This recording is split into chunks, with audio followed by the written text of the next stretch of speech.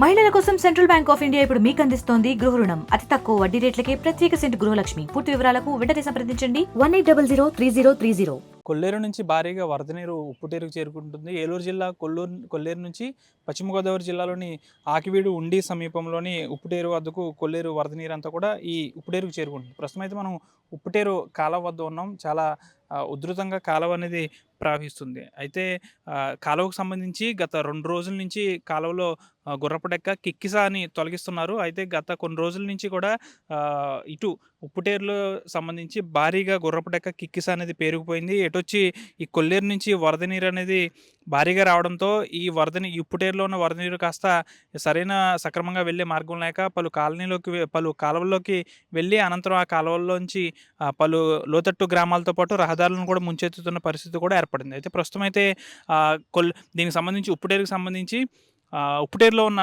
గుర్రపు డెక్క కిక్కుసని కూడా తొలగిస్తున్నారు. కానీ ఇంకా తొలగించాల్సిన అవసరం ఎంతైనా ఉంది. దాదాపు మరికొంత కొల్లేరు నుంచి వరద నీరు ఇంకా ఎక్కువగా వచ్చే అవకాశం ఉన్న నేపథ్యంలో సరైన వరద నీరు అనేది సక్రమంగా వెళ్ళే మార్గం అనేది ఉంటే ఎక్కడ కూడా ఫ్లో అనేది తగ్గదు కాబట్టి సక్రమంగా వెళ్తుంది. ప్రస్తుతానికైతే ఉప్పుటేరుకు సంబంధించి గత 2 రోజుల నుంచి కూడా స్థానిక ఎమ్మెల్యే రఘురామకృష్ణరాజు ఆధ్వర్యంలో ఎప్పటికప్పుడు పర్యవేక్షిస్తున్నారు.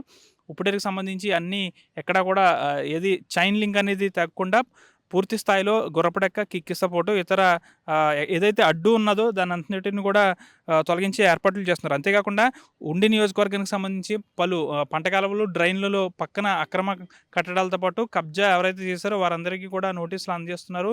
కబ్జాకు సంబంధించి ఆక్రమణకు గురైన వాటిని కూడా అధికారులు చర్యలు తీసుకోవాలని ఎమ్మెల్యే కోరుతున్న పరిస్థితి. ప్రస్తుతానికైతే ఉప్పుటేరుకు సంబంధించి పనులైతే కాస్త చురుగ్గానే కొనసాగుతున్నప్పటికీ కూడా ప్రస్తుతం ఇప్పుడు తీసినప్పటికీ కూడా మరికొన్ని రోజుల తర్వాత అంటే ఒక 2-3 నెలల తర్వాత కూడా మరింత గుర్రపు డెక్క కిక్కిస కూడా పెరిగే అవకాశం ఉంది. కాబట్టి ఎప్పటికప్పుడు నీటి సంఘాలు అనేవి గతంలో ఉండేవి, కానీ ప్రస్తుతం నీటి సంఘాలు అయితే లేవు.